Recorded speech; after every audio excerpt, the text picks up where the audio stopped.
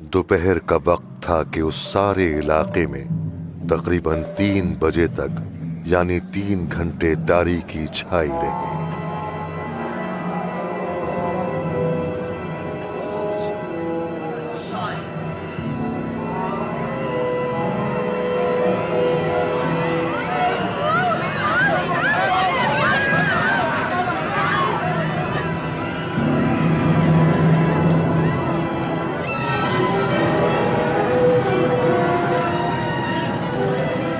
बैतुल मक़दिस का पर्दा ऊपर से नीचे तक फट गया।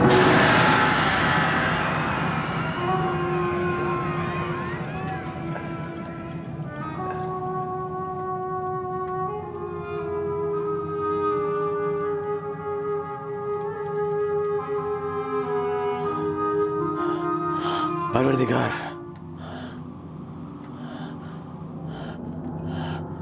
मैं अपनी रूह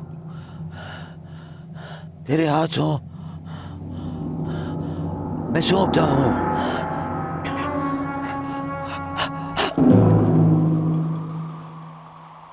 जब रोमी सूबेदार ने ये माजरा देखा तो उसने ये कहते हुए अल्लाह ताला की तमजीद बयान की कि सुबहान अल्लाह, यकीनन ये कोई नेक शख्स था।